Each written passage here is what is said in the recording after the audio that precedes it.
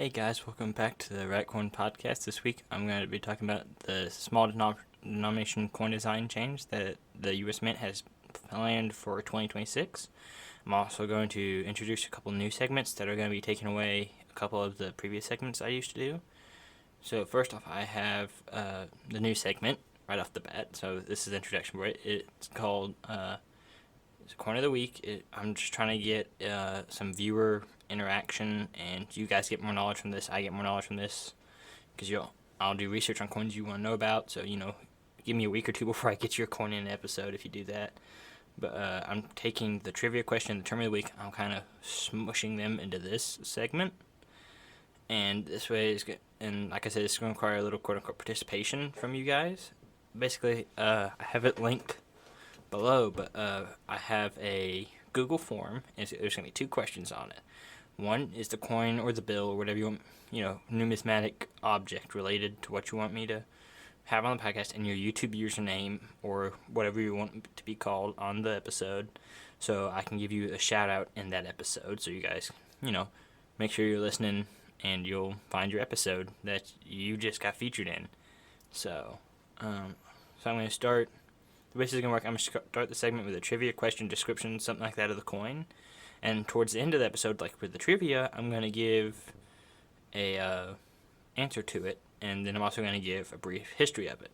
So from that, I'm going to jump right into this week's segment of it. And so this week's Coin of the Week, the coin was minted between 1892 and 1916. It is 90% silver, and it takes 40 of them to make a full roll. So pay attention to the end. You'll find out what it is and a little bit about it, or you're just that much of a coin nerd. I am a coin nerd. I can call you guys coin nerds because I'm a coin nerd, and I know you're coin nerds. So you'll probably know it. So from that, we're getting right back to the usual article. So this article, it was written by Paul Gilks on the Coin World website. And from my understanding, he actually does a lot of their U.S. Mint stuff, or U.S. coinage things. He's the guy that does theirs. So if you guys want me to keep with the U.S. Mint stuff, U.S. coins, I'm going to try to get out into some of the world coin stuff too. I just got to find an article that I think is interesting, and I think you guys will enjoy as well. And this article was published on November 5th, 2019. So the U.S. Mint is hoping to secure a passage of legislation that is seeking a 10-year program to succeed the America the Beautiful Quarter program, which ends 2021. The program will include a complement for redesigning all of the circulating coin denominations in 2026 for the nation's semi-quincentennial. Not sure what a semi-quincentennial, I think it means 250th, something like that. And the U.S. Mint Director, David J. Ryder, said on October 24th during the Mint's annual numismatic forum that the 2026 component would be a one-year program to commemorate the 250th anniversary of the nation's founding. After that, the designs are going to revert back to their usual. And this is going to be on the 1 cent, 5 cent, and the dime. So penny, nickel, dime. We're good. And the contemplated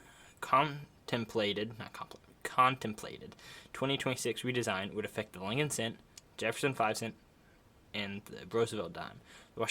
And it's also going to affect the quarter dollar, the Kennedy half, and the Kennedy half as well. So the three coins I mentioned before that are going to revert back, and then the Washington quarter and the Kennedy half are probably going to stay the same as 2026. I was not told in the article. So anyway, the redesigned coinage is going to appear on all annual coin sets, but it's not affecting the Native American or the innovation dollars. And the multi-year program is going to include 4 years devoted to designs featuring indigenous animals voted on by children and collectors according to Ryder.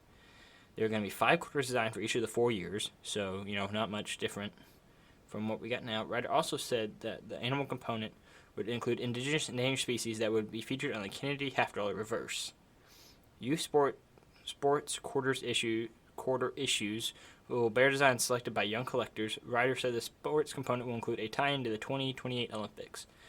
So I just think it's kind of interesting how they're taking youth sports, putting them on quarters that have been these have been picked by young collectors, numismatists, whatever you want to call them, and they're getting to pick the quarter they want, and I think that's pretty interesting. I think it will get several younger people in the collect anything, which I am a young person in the hobby.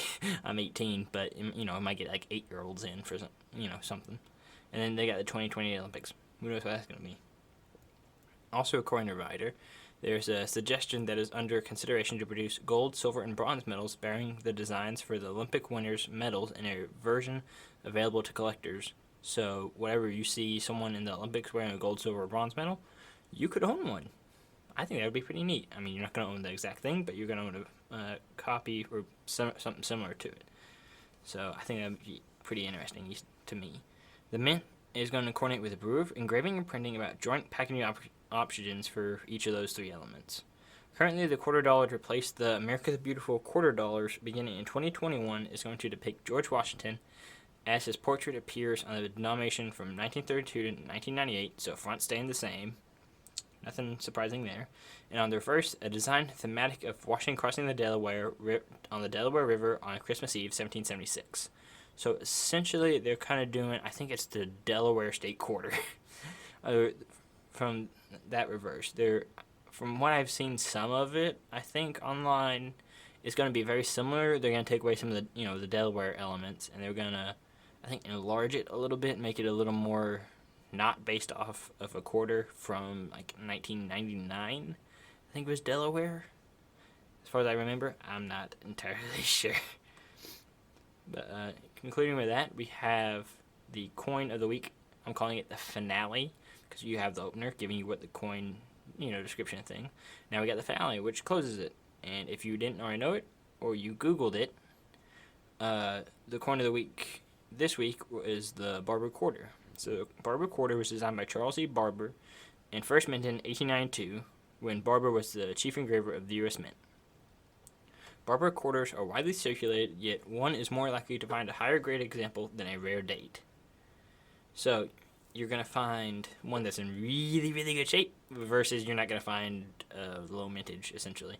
So you have some Barber date, quarter dollar dates or mint marks can be worth 50 times more for extremely fine than for good for the same year in mint.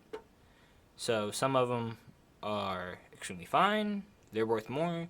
Good is same year, same mint, worth 50 times less. That makes sense, I think.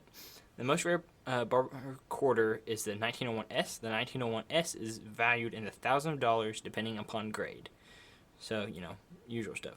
A main factor for determining the grade of a Barber quarter is the word Liberty, which appears on a Lady Liberty's headband on the obverse. If you can read the full word, the coin is at least fine, and some of the letters are obliterated, then you have good. Also, for a Barber quarter to qualify as fine, the words E pluribus unum on the reverse should be clear and intact. I feel like I didn't say E pluribus unum. I don't think I said. I don't know. I butcher anything but English. I butcher English at times. So, if you butcher English, hit like on this video.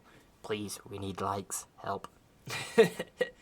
If you don't butcher the English language, hit subscribe. So, let's do some of that, huh? Let's go back to the YouTube algorithm here. Anyway, guys, that's it. I hope you enjoyed the episode. If you've got any questions, comments, critiques, anything you want to tell me, let me know at therightcoinpodcast@gmail.com. I am still looking at, now thinking about it, I have the in the mail segment. Nobody really did that, so I thought, hey, let's bring it back. Let me mention it again. Basically, you can send me an email, say, hey, I got this coin. I'm going to, I'll feature on the podcast one episode. Make the segment have it. I'll have a picture of it, and I'll try to help you guys out. I got a Discord link below as well, so you guys can message me there if you got questions. Just check, if you have questions or anything, check the description. It'll probably be there. I got all the links in the description for this episode. So, guys, I hope you enjoyed the episode. Whenever, wherever you listen to it, have a good day, and I'll see y'all in the next one.